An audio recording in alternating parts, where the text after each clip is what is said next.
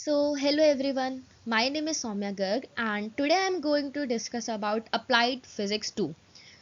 हम सेमेस्टर 1 में already applied physics 1 को पढ़ चुके हैं, प्लस जेई में भी हमने फिजिक्स पढ़ा ही था, तो physics subject is not new to us. अब हम सेमेस्टर 2 में यानी कि अपकमिंग सेमेस्टर में क्या क्या पढ़ने वाले हैं फिजिक्स में, उस पर थोड़ा सा डिस्कशन करेंगे। First let me introduce myself. My name is Soumya Garg and currently I am in second year 2026 batch. सबसे पहले मैं आपको बता दूं कि सेमेस्टर 1 में हमने कुछ बहुत ऐसे चैप्टर्स पढ़े थे, लाइक ऑप्टिक्स पढ़ा था, quantum mechanics, I think laser था एंड बहुत एसएचएम था। तो वो सब सब्जेक्ट जो थे वो बेसिक अंडरस्टैंडिंग बनाने के लिए थे। सेमेस्टर 2 में हम उन्हीं सब्जेक्ट का थोड़ा एक्सटेंशन कह सकते हैं। जैसे सेमेस्टर 1 में अगर हमने इंटरफेरेंस डिफ्रैक्शन पढ़ा था कि लाइट कैसे डिफ्रैक्ट करती है, इंटरफेरेंस शो करती है, वैसे ही हम अब सेमेस्टर 2 में उसी का एक्सटेंशन ईएमटी पढ़ने वाले हैं, इलेक्ट्रोमैग्नेटिक वेव्स।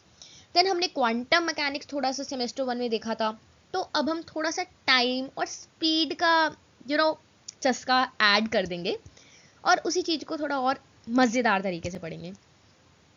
तो बिफोर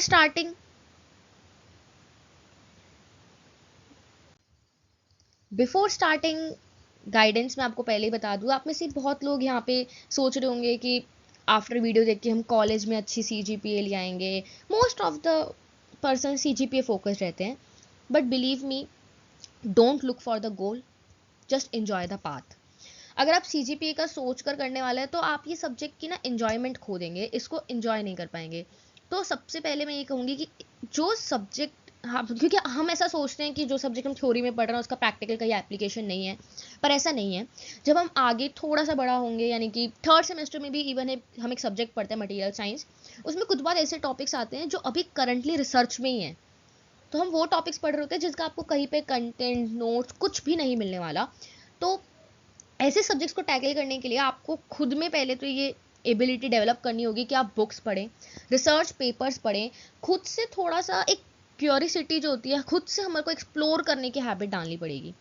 दैट्स वाई मैंने ये जो आपको फिजिक्स के बारे में बताने वाली हूँ उसको स्टार्ट करा है with the quotes, push yourself because no one else is going to do it for you. तो इसलिए अगर आप पहले सिर्फ नोट्स पढ़ते थे, तब थोड़ी सी बुक्स भी पढ़ने शुरू कर दीजिए। पहले आप सिर्फ बुक्स नोट्स करते थे, तो थोड़ा सा रिसर्च पेपर पे शिफ्ट हो जाइए, अपने आप को थोड़ा सा पुश करें। You are stronger than you think.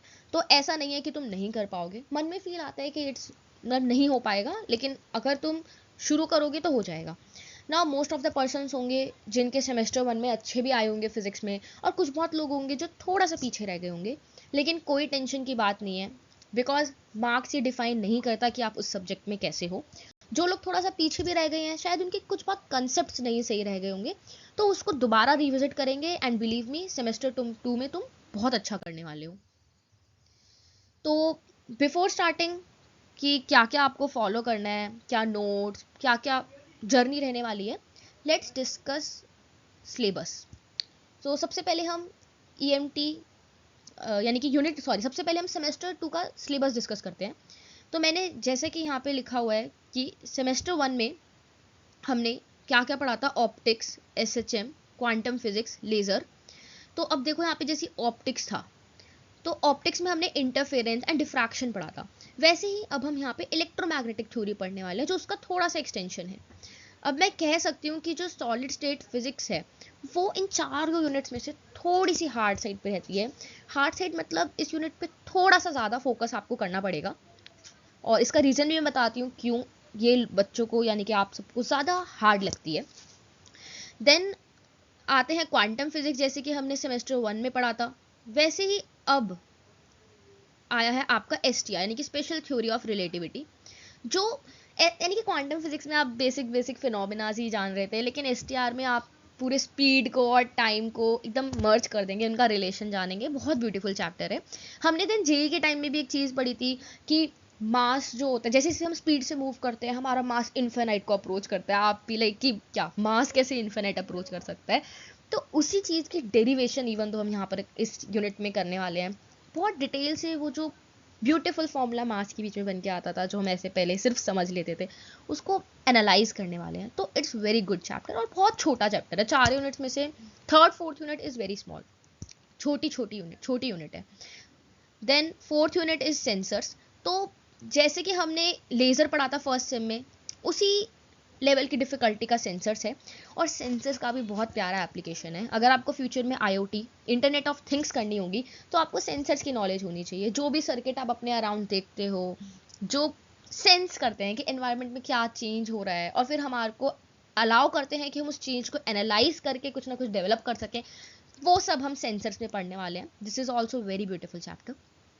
तो अब हम थोड़ा सा यूनिट वाइज डिस्कशन पे आ जाते हैं। और सबसे पहले हम जो करेंगे, यूनिट डिस्कस करेंगे, वो है EMT। मैं आपको यहाँ पे पूरा पढ़ाने नहीं वाली, I just give you feel, ताकि आप अपकमिंग सेमेस्टर में इस सब्जेक्ट को थोड़े और अच्छे से अंडरस्टैंड कर पाए और इंटरेस्ट लेके पढ़ पाए। तो जैसे कि हम मैथ्स पढ़ते हैं, तो मैथ्स में बचपन में ऐसा तो था नहीं आपको अचानक से ट्रिग्नोमेट्री पढ़ा दिया। सबसे पहले आपको प्लस माइनस मल्टीप्लिकेशन ऑपरेशंस पढ़ाते थे। वैसे ही EMT थ्योरी यानी कि इलेक्ट्रोमैग्नेटिक वेव को समझने के लिए इसके भी कुछ बहुत प्लस माइनस मल्टीप्लाई होते हैं। That is the gradient, curl and divergence. It's like a plus minus. Then हमने आगे उन प्लस माइनस पे थोड़ा सा बिल्ड ऑन करा, distributive law, commutative law, associative law पढ़ा। उसी तरीके से कुछ बात EMT के लॉज है, Gauss divergence theorem, strokes theorem. सबसे इंपॉर्टेंट और सबसे मजेदार बात है कि आपके इसमें प्रूफ्स नहीं है। अगर प्रूफ्स होते तो थोड़ी सी आपको मेहनत ज्यादा करनी होती, लेकिन अब आप डायरेक्ट अप्लाई कर सकते हैं कंसेप्ट को। देन इलेक्ट्रोमैग्नेटिक वेव्स और इलेक्ट्रोमैग्नेटिक स्पेक्ट्रम, ये तो वही बच्चों वाला टॉपिक है, कुछ भी नहीं, जो एक्स रे, गामा रेस, जो भी हमने पूरा बचपन में यानी कि JEE के टाइम पे पढ़ा था, वो ही बस फ्रीक्वेंसी और वेवलेंथ का रिलेशन इलेक्ट्रोमैग्नेटिक स्पेक्ट्रम है। इसमें हर एक के एप्लीकेशंस को फोकस में रखना इज वेरी इंपॉर्टेंट, कि हर एक वेव का, यानी कि एक्सरे है जैसे कि, तो हमारी मेडिकल साइंस में यानी कि यूज होता है। देन डिफेक्ट ढूंढने में किसी वॉल्स वगैरह में, तो यहाँ पर थोड़ा सा एप्लीकेशन साइड, बट वो भी अगर आप समझ के करेंगे तो इट्स वेरी इजी। नाउ अब हमने प्लस मल्टीप्लाई सब कुछ सीख लिया, लॉ सीख लिए, अब उनको अप्लाई करके कुछ ना कुछ डेराइव करते हैं। जैसे मैथ्स में पाइथागोरस थ्योरम निकालते हैं, कुछ ना कुछ लॉज डेवलप करते हैं। वैसे ही इक्वेशन ऑफ कंटिन्यूटी हो गया, पॉइंटिंग थ्योरम हो गया, उन्हीं लॉज को यूज करके हम कुछ ना कुछ थ्योरम्स डेवलप कर रहे हैं। इसमें भी आपकी देखो डेरिवेशन नहीं है। Then propagation wave free space में कंडक्टिंग मीडियम, यहाँ पर आपकी डेरिवेशन आएगी कि कंडक्टिंग इलेक्ट्रोमैग्नेटिक वेव में, इलेक्ट्रिक में, कंडक्टिंग मीडियम में जब हमारी वेव एंटर करती है तो क्या क्या फंक्शंस, क्या क्या बिहेवियर वो शो करती है। Then skin depth is a very beautiful concept, इस पर न्यूमेरिकल भी आता है और बहुत छोटा सा एक फॉर्मूला है। ठीक है, ये मैं अभी समझाने नहीं वाली हूँ, क्योंकि मैं अगर समझाने पे आ गई तो फिर रुकना मुश्किल हो जाता है। तो इसको मैं आपको सोर्सेज बताऊंगी कहाँ से करना है, बट वेरी इजी। इसमें दो चीज जो सिलेबस में नहीं लिखा बट आप कर लेना, वो है डिस्प्लेसमेंट करंट का डेरिवेशन, कि डिस्प्लेसमेंट करंट क्या होता है, और उसकी डेरिवेशन भी थोड़ा देख लेना। एंड एक EM wave is a planar wave, तो ये क्वेश्चन टाइप पे बहुत इंपॉर्टेंट हो जाता है कि EM वेव प्लेनर वेव क्यों है, उसका थोड़ा सा अच्छे से प्रूफ देना, एग्जाम्पल्स देना, थोड़े मैथमेटिकल टूल्स का यूज करना, वो आप दो क्वेश्चन देख लेना। देन अब हम आ जाते हैं सॉलिड स्टेट फिजिक्स पे। तो सॉलिड स्टेट फिजिक्स को मैं इंपॉर्टेंट इसलिए बोल रही थी बिकॉज ये ऊपर का पार्ट तो आप कर लेंगे, लैटिस, यूनिट सेल, ये सब इज वेरी सिंपल। ये जो पार्ट आ जाता है Fermi Dirac function, Kronig Penney model, इस चीज पे थोड़ा सा आपको ज्यादा फोकस करना पड़ेगा। इसमें हमारे थोड़े यहाँ पे लिखा है, ये इसका फॉर्मूला है, यानी कि फर्मी डायरेक्ट का तो फॉर्मूला ही है, लेकिन आगे फॉर्मूले से जो जो आगे के diagram, band structure is easy, लेकिन के डायग्राम हो गया। देन जो हमारे बेसिक छोटे छोटे थ्योरम्स यानी कि छोटे छोटे फॉर्मूलेज और आते थे, एनर्जी हो गया, तो उस चीज के लिए हमारे को फर्मी डायरेक्ट फंक्शन को अच्छे से समझना पड़ेगा। इसके न्यूमेरिकल्स भी बहुत अच्छे लेवल पे होते हैं, तो इसलिए मैं बोल रही थी कि यूनिट 2 को थोड़ा सा ज्यादा फोकस देके चलना, थोड़ी सी बड़ी और इंपॉर्टेंट यूनिट है। Then extrinsic semiconductor, PN junction, जीटा डैडी, ये सब वही फिर आप आ गए 12th वाले पे, कुछ नया नहीं है ना। यूनिट थ्योरी पे आ जाते हैं। STR, तो ये मैंने आपको पहले ही फील दे दिया था, तो नॉन इनर्शियल इनर्शियल फ्रेम, ये तो फोर्स वाला पार्ट है, ज्यादा कुछ नहीं। गैलीलियन लॉरेंस ट्रांसफॉर्मेशन, तो वही है, देखो जैसे जैसे साइंटिस्ट आते हैं वो अपनी अपनी थ्योरी देते हैं। गैलीलियन ने अपनी थ्योरी दी, थोड़ी सी गलती निकल गई, फिर लॉरेंस आए, तो गैलीलियन एंड लॉरेंस ट्रांसफॉर्मेशन को पढ़ेंगे इसमें हम। उसी से related postulates, then time dilation, देखो वही ब्यूटीफुल कंसेप्ट जो मैंने बताया था, स्पीड का क्या रिलेशन होता है, लेंथ कॉन्ट्रैक्शन, ये बहुत अच्छे अच्छे फिनोमेनाज है। तो ये भी बहुत छोटा चैप्टर है, लेकिन इसमें भी हमारे कह सकते 3-4 डेरिवेशंस है और न्यूमेरिकल्स है। तो ये हमारा न्यूमेरिकल वाला चैप्टर है। अगला हम आ जाते हैं रेडिएशन एंड सेंसर्स। इसमें एक्सरे, मूसले लॉ, ये सब हमने जो 12th क्लास में पढ़ा था वही है। ब्रैग्स लॉ की डेरिवेशन है इसमें। देन एक्सरे प्रोडक्शन वाला पार्ट भी इसमें आता है कि कैसे एक्सरे प्रोड्यूस होती है, जिसमें कॉलेज ट्यूब का यूज होता है। देन हम थोड़ा सेंसर्स पे आ जाते हैं। Sensors is very easy chapter, थोड़ा सा थ्योरी साइड हो जाता है, बट तुम्हें थ्योरी लगेगा, लेकिन अगर थोड़ा सा आप इसको एनालाइज करेंगे तो आगे फ्यूचर में इसका एक बहुत अच्छी फील्ड निकल के आती है, इंटरनेट ऑफ थिंग्स, जिसको आप एक्सप्लोर कर सकते हैं। Then temperature sensors, thermocouple, LDR, these are sensors, type of sensors. तो अब देखो, मैंने आपको सिलेबस का फील दे दिया, अब आपको कैसे अपकमिंग सेमेस्टर को फेस करना है। सबसे पहली बात तो रेगुलर क्लासेस लेनी है। देखो, जो भी फैकल्टीज होते हैं वो बेस्ट होते हैं, सीनियर्स, यानी कि हम आपको अच्छे से गाइड कर सकते हैं। लेकिन अगर आप अपने फैकल्टीज को अप्रोच करेंगे, उनसे डाउट्स पूछेंगे, उनसे समझेंगे, रेगुलर क्लासेस लेंगे, तो फिर आपको मेरी भी नीड नहीं है, किसी की भी नीड नहीं है। तो रेगुलर क्लासेस लेना, अपनी फैकल्टी की रिस्पेक्ट करना और उनसे डाउट्स पूछना इज वेरी इंपॉर्टेंट, ठीक है। इनकी नॉलेज की रिस्पेक्ट करो, because they know more than us. Then notes और न्यूमेरिकल्स। तो नोट्स, एक तो वो क्लास में नोट्स कई फैकल्टीज बनवाते हैं, वो बना लेना, लेकिन फॉलो पर्सनल नोट्स, बिकॉज आप अलग अलग सोर्सेज से पढ़ो, सिर्फ एक ही ये नहीं कि जो क्लास में पढ़ा है उसी से स्टिक रहेगा, एक्सप्लोर करो। तो इसलिए अपने नोट्स बनाना is also important. Then revision, revision exam time पे भी, प्लस अगर आपको लगता है कि कुछ कुछ टॉपिक्स या फॉर्मुलेस आप भूल रहे हो तो एक चीट शीट्स बना लो, ठीक है। एक शीट जिसपे यूनिट 1 के पूरे फॉर्मुलेस है, यूनिट 2 के पूरे फॉर्मुलेस है, इस तरीके से यू कैन फॉलो। ना देखो, मैंने आपको बेसिक ऊपर से बता दिया है, अब इंपॉर्टेंट चीज़ कि बुक्स कौन सी फॉलो करे दीदी, यूट्यूब का चैनल कौन सा फॉलो करे, तो वो मैंने आपको थोड़ी सी हेल्प यहाँ पे कर दी है। तो न्यूमेरिकल्स कॉलेज पर्पस के लिए भी कहें, और न्यूमेरिकल्स एच के मलिक से इनफ रहते हैं। अगर आप एच के मलिक के टॉपिक्स बहुत अच्छे प्यारे तरीके से दिए गए हैं, बट एच के मलिक में थोड़ा सा शॉर्ट साइड पे रहते हैं, तो बच्चों को समझ में नहीं आ पाता है। उसी चीज़ के लिए मैंने यहाँ पे यूट्यूब चैनल बताया है, पंकज फिजिक्स गुलाटी। ना पंकज फिजिक्स गुलाटी एक बीएससी फिजिक्स का चैनल है, तो इतना डीप आपको नहीं जाना, तो आपको कोई भी एग्जैक्ट प्लेलिस्ट टाइप तो नहीं मिलेगी, बट जैसे कि फर्मी डायरेक्ट हो गया, आपको वो पर्टिकुलर टॉपिक समझना है, आपको सॉलिड स्टेट का पर्टिकुलर टॉपिक समझना है, उसको ऊपर सर्च बार में सर्च मारिए पंकज फिजिक्स गुलाटी, जो वीडियो आएगी topic wise you can refer, और बहुत सही से समझ में आ जाएगा, उसके आप नोट्स भी बना सकते हैं।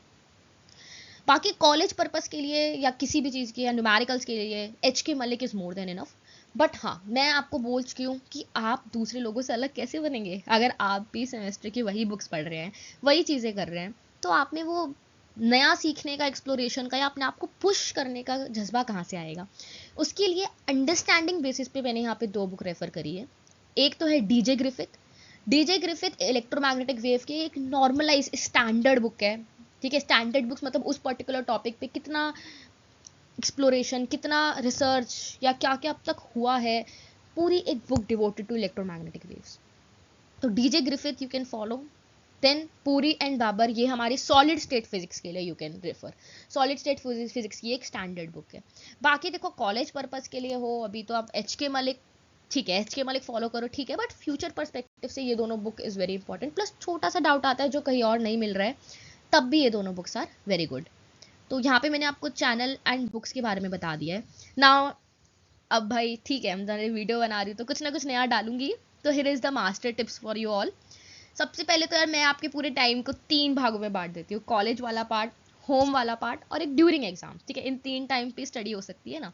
तो अगर आप ये टिप्स फॉलो करोगे ना, तो मेरे ख्याल से फिर कुछ इवन हर एक सब्जेक्ट में आप ये सब चीज़ें फॉलो कर सकते हो, फिर आपको कभी कॉलेज जर्नी में दिक्कत होने नहीं वाली।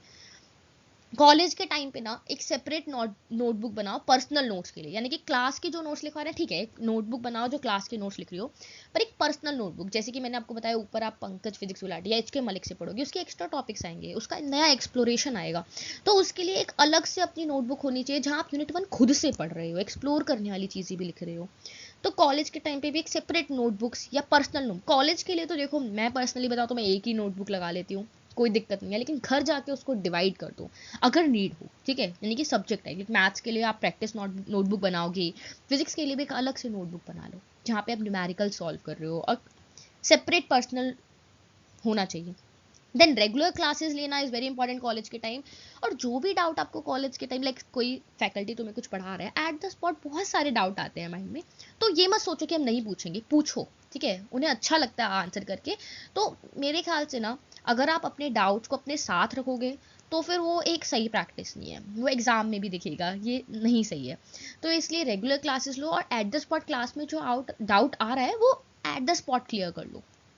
देन घर जाके जो भी क्लास में और उसे रिवाइज करना, और नेक्स्ट, क्योंकि आप रिवाइज करोगे तो और नए डाउट्स आएंगे, उन नए डाउट्स को फिर नेक्स्ट क्लास में पूछ लेना। देखो doubts is very important part, अगर आपको डाउट्स नहीं आ रहे हैं तो मतलब आपने वो कंसेप्ट समझा ही नहीं, ठीक है। मुझे तो बहुत ही ज्यादा डाउट्स आते हैं, तो डाउट्स होना इज नॉट अ गुड, मतलब is not a bad practice. ऐसा मत समझो मेरे को बहुत सारे डाउट्स पूछती हूँ तो मैं बुरी हूँ, नहीं, ज़्यादा से ज़्यादा डाउट पूछो। बट हाँ, डाउट्स पूछने से पहले ना ये चीज़ ध्यान रखना कि आपने एक्सप्लोर करा हो और तब आपको सॉल्यूशन ना मिला हो, बिकॉज पहले self exploration is important. Faculty तुम्हें डाउट्स बताएंगे, बट अगर तुमने खुद एक्सप्लोर नहीं करा है और सिर्फ पूछे जा रहे हो, that's not a good practice. तो जो क्लास में डाउट आ रहे हैं उनको तो क्लास में पूछ लो, लेकिन जो बाद में आ रहे हैं उसको पहले खुद से भी एक्सप्लोर करो। देन न्यूमेरिकल्स, न्यूमेरिकल्स के लिए HTML एक साइड बाय साइड करते रहो। और यहाँ पे मैंने go out of the box इसलिए लिखा है क्योंकि कई लोग ऐसे सिलेबस पे कंसाइज हो जाते हैं, यार अगर तुम्हें मजा आ रहा है सब्जेक्ट पे करने में तो थोड़ा सा आउट ऑफ द बॉक्स चले जाओ, थोड़ा सा मजे लो। देन एग्जाम्स के टाइम तो देखो रिवाइज करना, और जो भी प्रोफेसर्स होते हैं ना वो तुम्हें क्लास के टाइम पे बताते रहते हैं these are the important topics, इस पे ध्यान दो, तो उन पर्टिकुलर प्रोफेसर्स की गाइडेंस को फॉलो करना, तो एग्जाम टाइम में उतना इनफ है।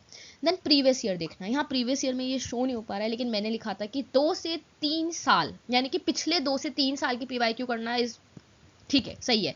जरूरी नहीं है आप बिल्कुल 2018-17 बहुत पीछे पीछे PYQ में जा रहे हो, बिकॉज उनका सिलेबस अलग हो जाता है, तो इतना पीछे जाने की जरूरत आपको नहीं है।